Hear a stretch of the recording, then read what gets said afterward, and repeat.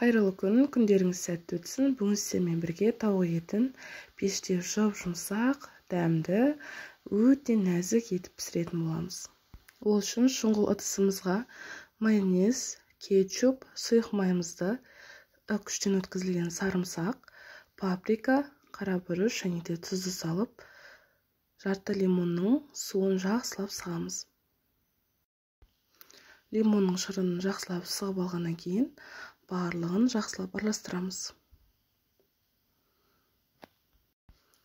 Барлығын араластырып алдық. Енді 2 ас қасық соя тұзын қосамыз. Барлығын біркелкі болғанша араластырамыз. Сонымен біздің соусымыз дайын болады. Дайын болған соусты бірден қолдана береміз. Алдын ала жуып тазаланған тауық етіне құрғатып аламыз. Осылай етті қалың жерлеріне осындай тілекшелер жасаймын. Қалауыңызға қарай осылай соусты құйып шығамыз.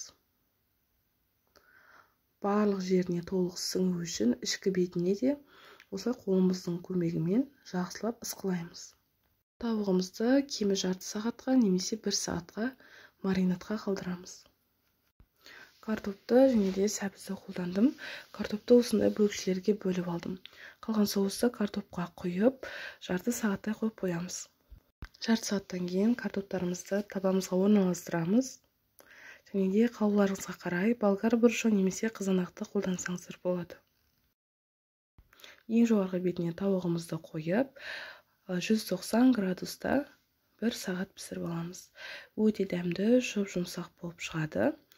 Ас болсын, жасап көріңіздер.